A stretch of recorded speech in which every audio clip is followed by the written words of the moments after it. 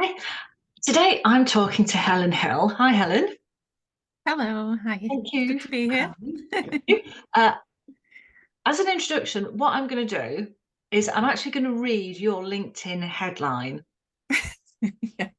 because, you know, so ICF accredited small business and sustainability coach, imperfect environmentalist, author of double award winning book Falling Off the Ladder, mum to diva buns. I didn't notice that bit before. What does that mean? I've got two very, very fluffy rabbits who are absolute divas. Yeah, so I'm generally bossed about by them daily. Where's So Bossy's that's cat? the yeah, they're gorgeous, but very diva-like. So your journey out of teaching has multifaceted and Yes, varied and yeah, not in just one. I'm a teacher, I'm not a teacher anymore, quite steps. So let's have a quick yeah. look first at your teaching career. Were you the sort of child who grew up playing classrooms and bossing your friends and making them sit there while you were the teacher with your little toy chalkboard? Or were you one of those who didn't see the light until you were at university? How does it work for you? Oh, I definitely didn't see the light, but actually, yes, I was that bossy little kid. In fact, my mum has a recording somewhere when she was had me playing with a friend in the bedroom. She slid a tape recorder in to just record me bossing the friend about, so like just hold it over me for the rest of my life, I think. But I don't know where I hope that doesn't exist still somewhere. I think it does. I bet it But does. my mum was actually a teacher, funnily enough. She was a teacher all my life, all her career. And I didn't think I would ever go into it, and actually, did a degree, worked in the design industry for quite a while before I then went back to university to do my teaching qualification. At sort of, I was about 28 at the time. Right. Yeah. And funnily enough, my mum warned me and said it won't be all it cracked up to be. It's changed. So yeah, Mm, yeah, I'll be yeah. fine. Working in further education, it'll be nice. They chose to be there. No, they've not. No, not um, these days. Yeah. yeah. So yeah, it wasn't the thing I thought I would ever end up in actually. But yeah, after working in the design industry for a while and never quite feeling like I fit, which I thought was just the industry at the time. It turns out I had a very squiggly career in the end, going through lots of different areas, and I never felt like I fit anywhere until I've become self-employed, actually. Yeah, Ah, that's interesting. Yeah. yeah. So your teaching subject Yes, was graphic design. So yeah, and like I say, it was in further education. So yeah, the colleges, the FE colleges, and little bits of higher education as well, and also prison education. I did very briefly as my teaching oh, practice, interesting. Yeah. teaching Was like you art teaching? therapy. Okay. Yeah, yeah, they wanted volunteers to work in a prison. I was like, yeah, I can do that. Yeah, so that was an eye opener, and it was quite interesting. I ended up with a posse, as they called themselves. If anyone ever messes with you, miss, you tell us. We'll get them. And they really would have done. Yeah. Um, So yeah, I did that for a while. So I was a lecturer for four and a half years, and I loved the first year actually in a college in Salford. Really, really nice team, and that was actually, and we'll come to this, but when I started getting ill, but I was only there as maternity leave for a year, so then I had to go elsewhere, and that was where it went wrong. Really not happy at all. Ended up in a really bad way, and it was obviously impacting the health, and it was a cycle, and that it was from there that I left. I didn't leave education entirely. While I left there, I decided I would work as a teaching assistant for a little bit just to work out what I was doing. So that was like on a temping job. I just did that for 6 months and actually really liked that school and did debate going into primary teaching. mm. And the teacher I was working with was really encouraging me that that could be a good route. She was really unhappy. Um, Yeah. and I mean, she's still doing it to this day. But and then from there, I actually got a job as a learning centre manager in an academy school. So I did that for sort of 4.5 years, where I was running a learning centre, the library, and all the IT resources and stuff, training teachers how to use iPads, running literacy initiatives for the sort of lower end children that came in the school whose reading age wasn't matching their age, but also for the gifted children at the other end of the school. And I actually really enjoyed the literacy side. Yeah. So how did doing that sort of job compare with being a classroom practitioner? It was hard actually, because I obviously knew what I was talking about. I'd been a teacher, and I'd, at that point, like I say, worked at every level of education from primary to adult. But you're not treated with much respect, actually. You're treated as you're just the help. You're just this kind of person who doesn't know what they're doing. You don't understand what it's like to be in a classroom. It's like, no, actually, I really do. I do get it. But there was quite a bit of disconnect there. And I was trying to do so much to help teachers and stuff, but getting quite a lot of grief back. And I ended up really unhappy. And there was a few that really weren't making life easy for me in that situation, just in regards to tech and never bringing it back. And then the next teacher would have a go at you. And, things that just felt out of your control. And you're like, I'm doing my best. But, it's really funny actually to look back and see how unhappy they were and how unhappy I was, and how it was just, Yeah. you get at loggerheads. Once you're outside the system and the situation, you can see Yeah. they were feeling how we all felt when we left. They're probably at that stage feeling like that. And it's funny that who else? Ellie, who the episode before you, episode 7, Ellie Keenan, was saying that because she was unhappy, she was making the people around her unhappy. Yeah. Well, funnily enough, there's another freelancer who I used to work with in teaching when I was the learning centre manager and she was a teacher. And we actually ended up in a bit of a tiff one day. And I left soon after, and we've just met up as freelancers and got on so well, and just said, like, I'm really sorry, I was in a bad place. No, I was in a bad place. And over a bottle of Prosecco, we've got on fantastically. And it's incredible to think, 4 years ago, how bad a place we were both in, that we just made assumptions about each other. And just like you say, I said to her, I was stressed because someone else had already had a go at me that day. She came along, asked me a question. I took it the wrong way. I bit her head off. And it was that kind of, and I feel like schools are full of that, because people are just pushed and pushed, and you're exhausted, and you've got to deal with, 30 odd kids at once, climbing the walls, doing all sorts. And it's hard, people really don't understand it unless they've been a teacher, I don't think at all. That is a fact. So, yeah. So thinking that as a teacher, you could stay in school but take an alternative role within probably isn't a great idea, because no, I mean it takes a pay cut as well, which is the difficulty. It's a real big pay cut. And you do get a lot dumped on you as support staff as well. The stuff you have to deal with sometimes is not easy, not manageable. You can never, I think I just got to the point where I felt like I couldn't do the right thing. And that was a real shame. So when someone contacted me through LinkedIn and just said, oh, because of your like very varied experience, actually, do you fancy this role in an e-learning company where you get to, I was actually hired as the designer for e-learning. But when I got to the e-learning company, they realised I could write and I understood like learning theory and how kids' minds work, how adults' minds work. I became the full process, and I started doing the writing, the design, and the build. So can I just pick up on something that you just mentioned there in passing? But yeah. So you were already active on LinkedIn while you were still working in school? I was starting to, but not a lot at all. In those days as well, LinkedIn was very much still just a CV platform. Yeah. So all I'd done was update it, ready to start looking elsewhere. Because of something a manager had said, I just thought, you know what, I'm never going to be respected here. And thought, I'll just start to, have a look. And it was just very, like I say, it was the days where you didn't have to keep posting, you didn't have to keep engaging and building up this algorithm. It was just there as a CV, and someone found me. Someone found you. Yeah. So tell us about that then, because that was, I mean, obviously, in a sense, lucky, but not lucky, because you had gone to the lengths of putting yourself on the platform and fleshing out your profile. Mm. So it worked. It did the job it was supposed to do. So tell us about that move then, into this e-learning company.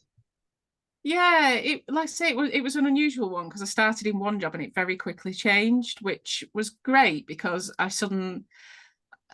when I'd been working in the learning centre, I'd really rediscovered my love of literacy and reading, and I read 90 books in that last year there, and I got to read for my job, which was great as well, running the library and stuff. But so it was really good to be able to then start, picking up my writing skills and learning more about the learning theory, because I am an avid learner. I learn all the time. I'm on so many different courses and stuff. And it was great for a while. And then the rose tinted glasses came off. There was restructures going on every 6 months and stuff. And I started to have difficulties related to my health condition, which, like I said, funny enough, had started the day I started my first ever teaching job. I had problems with my vision and nearly fainted. And 14 months later got diagnosed with MS when I was still in teaching, but I'd just moved to the next role after the maternity leave. Yeah, and that was getting, I think, with the continued stress and that cycle you're getting of the stress makes the pain worse, which makes you get more stressed and upset. And I'm an insomniac. I wasn't sleeping. I was falling asleep on the way to work nearly when driving and stuff. And I was, it's then anxiety picks up. So I ended up having a couple of like 2 week slots off where I was off with the anxiety and the panic attacks and things. But then that just seemed to make the situation in the workplace worse. And there was various things happen that shouldn't have done. And yeah, it just got to the point where, for the sake of my sanity and my health, I had to leave. So although I loved the work, it was clearly not the environment for me. And I also realise now, actually, that an open plan office is very detrimental for me, because I do think, and it's probably very likely, a few people have said it, that I've got like ADHD or something, the way my mind flits, and there's so many things on the go. But I also have like misophonia and stuff, so continued noises and repetitive noises and voices all around you, and then paranoia that I got into was someone speaking about me. Sometimes they were. Things like that all really just compounded with the pain, with everything else, the lack of sleep, and I just couldn't be in that environment anymore. So I walked and set myself up, still in e-learning, but as my own business. So yeah. Tell us about the transferable skills that came from teaching through the employment to enabling you to set up your own business. Yeah, I think one thing that had really helped actually was that I did have Unlikely Genius on the side for 10 years. So just Unlikely as a Genius tiny is my main business, my e-learning business now, and coaching. So I just did bits of logos for people for not much money. It was just bits of extra pocket money that were keeping me, ticking away and paying for holiday money and things like that. But I'd had that on the side. So I already had a business registered. I already had a website, even though it was nothing relevant to what it eventually became. But I at least had that basis set up, which just allowed me to at least start putting myself out there as a business quite quickly, which I think was a big thing that helped. But all those skills in teaching of just, I say, understanding how people's minds work, understanding their attention span, being able to structure learning and guide people through something of, you've got your introduction, let's set the scene, let's do something engaging to build it in, let's, round this off and really embed the learning, and all that kind of stuff was finally came together to me, but also with my design background. So I was getting to do the design and all of that as well. And it set up quite a little niche for me, actually, to be able to do the full process, which was a really good strength for me to go in with when I started out. But even things like, presenting in all these, if you go into something like e-learning, you have to constantly talk about your concept, your pitch, whether it's for the design, whether it's for the writing, whether it's for, I think this kind of activity would be really good, or let's use this media here. All of that, you're very used to talking about anyway, and pitching to, you used to pitch to a class full of teenagers or something. So actually you've got that nailed. You can do that stuff. So it's just, I think that element is a big side of it as well, of particularly when you go solo, because obviously you need to be doing that in interviews for contracts and in presenting your response to a brief and all of that side as well. So yeah, there's a lot of there is a lot of transferable stuff for sure, even if it's just keeping calm when a client doesn't While get you're work to you. receiving mess on the inside. That's what people used to say to me. Oh, you're always so calm. She's like, this might be, but you want to see what's going on inside. Yeah, or the All right. tears that will happen later for me. Yeah. Yeah. You spend the next day in a blanket fort eating chocolate after you clean your kitchen. Yeah, drinking the wine. Yeah. Yeah.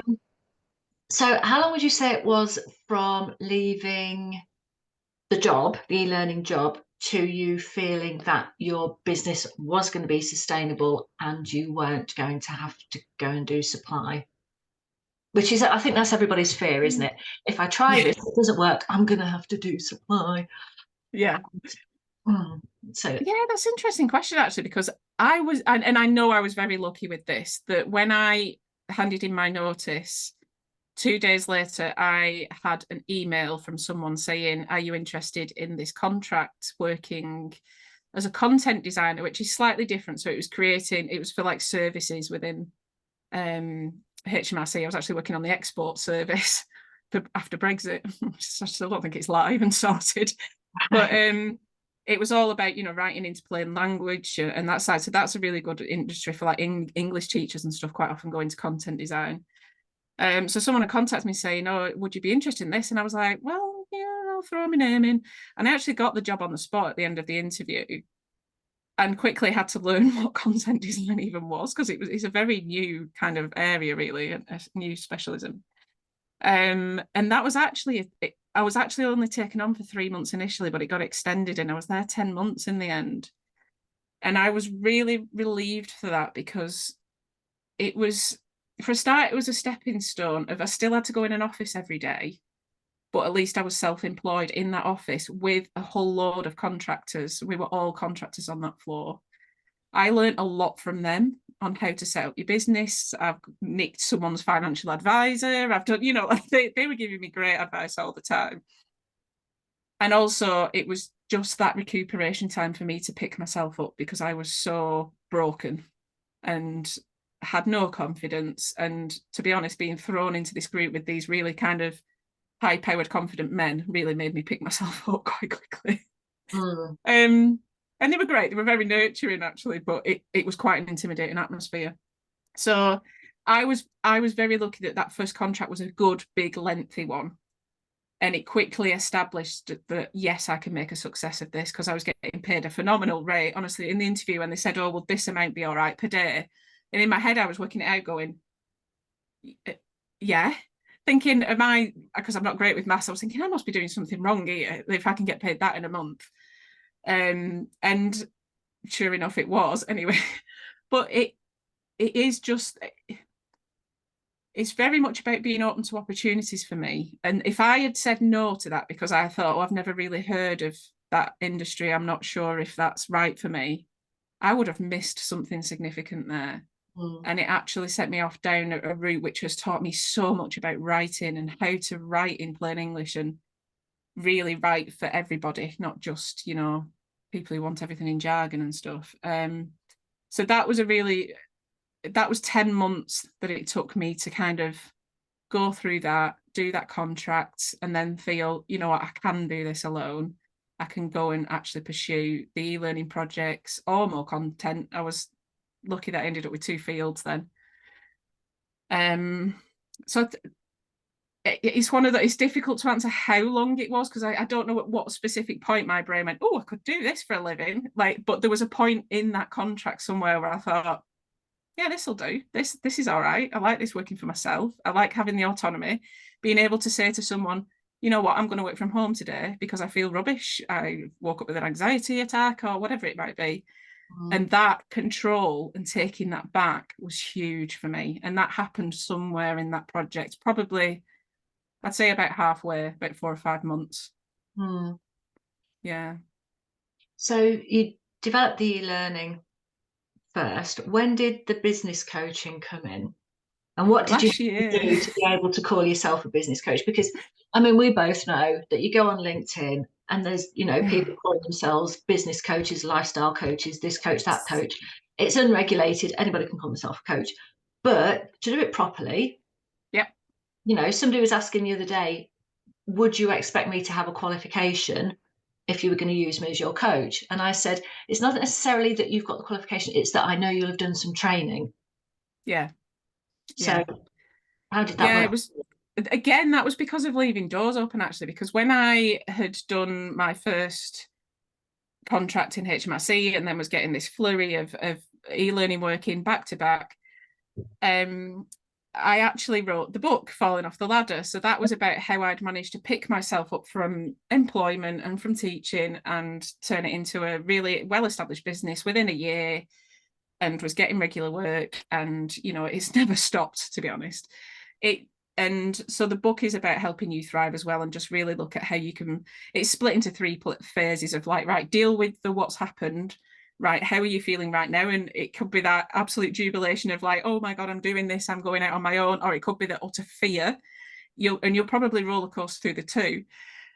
And then it's the right, from this point on, how you can thrive. And when I'd written that book, the coach that helped me go through that, she's a book coach, writing coach, she said to me, I think you'll be a business coach within like 5 years. And I was like, oh, shut up. No, I won't. And then I'd had a call with someone just helping her in the e-learning industry, and I'd just been helping her with some stuff. And she just said, if you ever become a coach, I'll be your first client. So, and it just planted something. And I thought, oh, okay. Looked it up and, looked at all the different providers and whatever. And just thought, what, the time is now. After writing the book, I started the podcast, The Last Rung, realised I loved talking to business owners about their business, how they were doing it, what they were doing, what the challenges were. And it just really kind of, something went off in the back of my head. So I looked it up and ended up training with Optimus, which I finished in September. And then I went straight into training with the climate change coaches, and I've just finished that this morning. Right. Okay.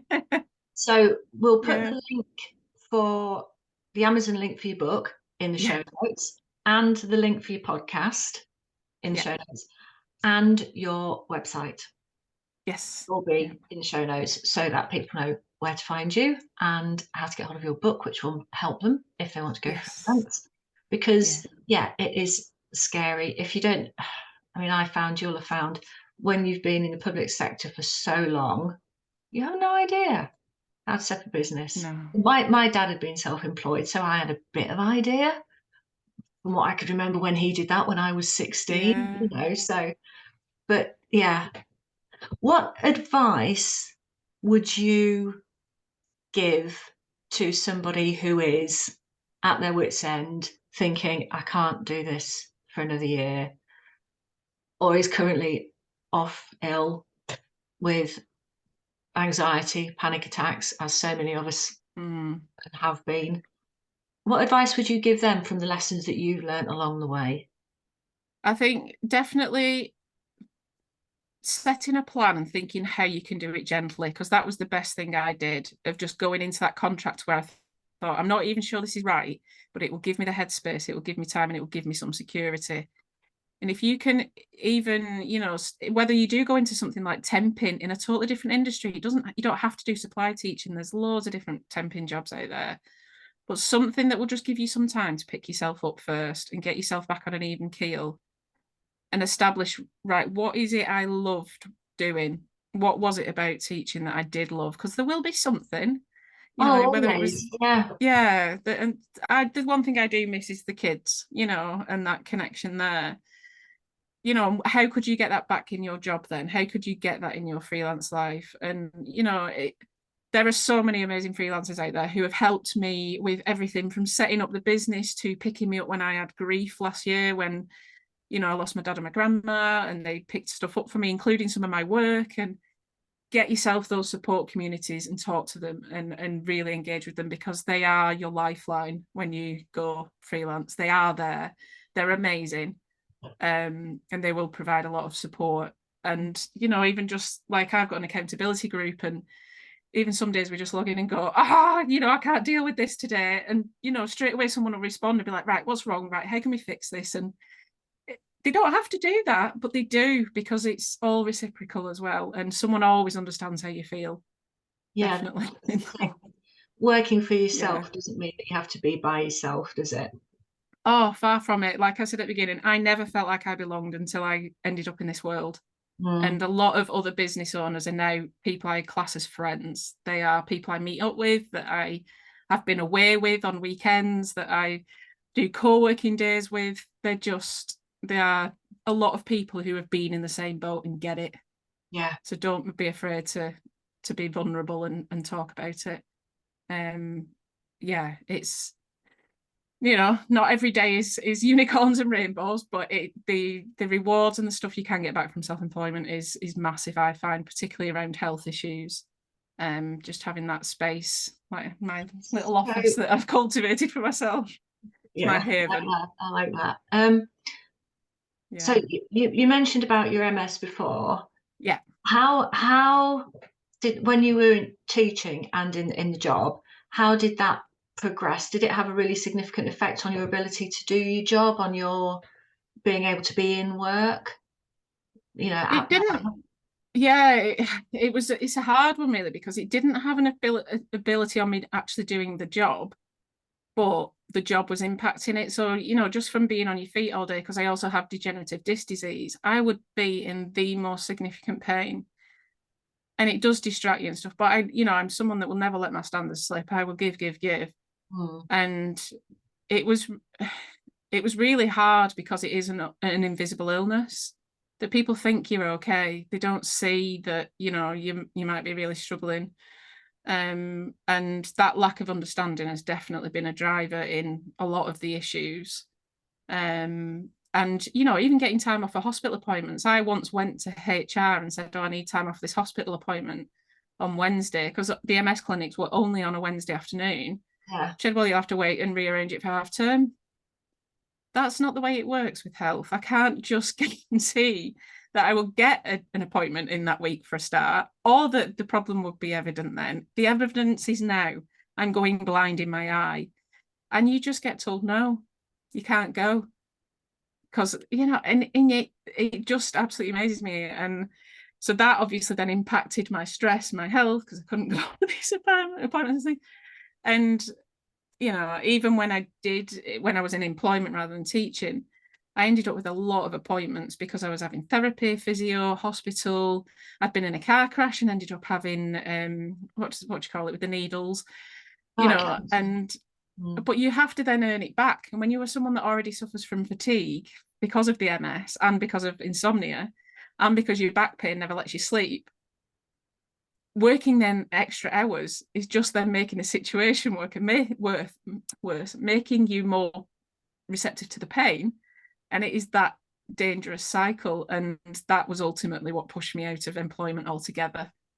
and And that, yeah, as I was telling you earlier, the funny thing is that I've gone from having at least one appointment a week, possibly two or three, to absolutely, you know, now well, for the last 4 years, I've had appointments once every 6 months, until recently when I've actually had MS progression, and I've had to go on treatment now. But for 3 years, I had an appointment once every 6 months instead of two or three a week. And that is a massive change.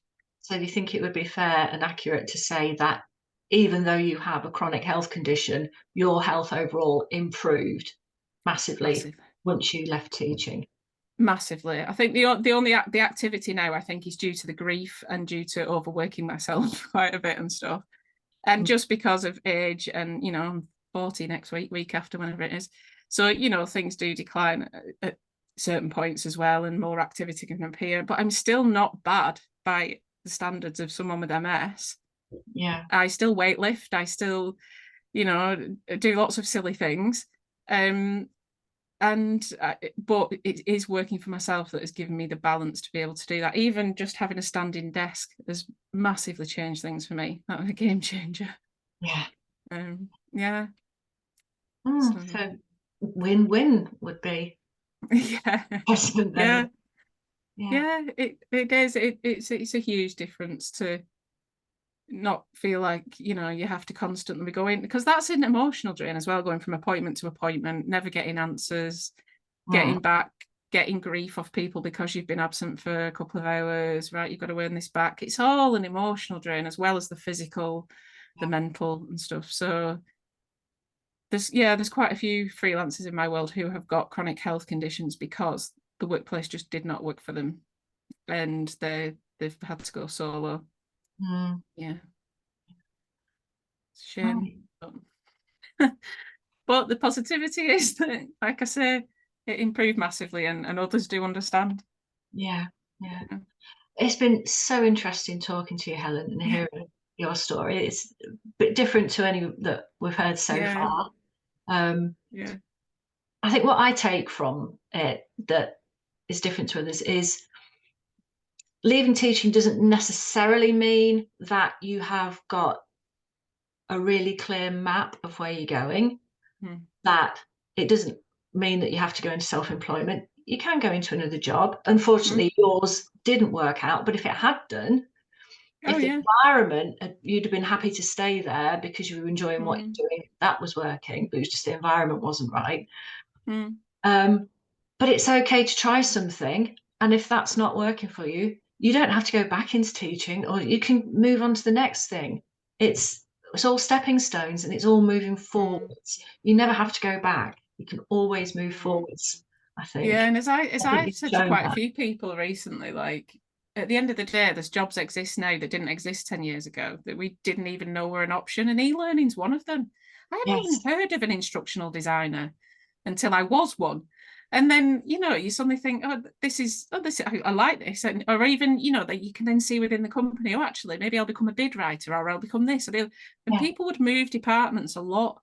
And a lot of those were ex-teachers just finding where they wanted to be. And like I say, I might not still be in that company, but I found the industry that I was like, yeah, I do like this. And even though I'm going into creative learning, I'm still keeping an element of e-learning. Mm. So yeah, it might just be a sidestep into a different industry. Try Mm. something, give it Yeah. a go. Yeah, Okay, so thank you so much, Helen. I'm going to no stop worries. recording now.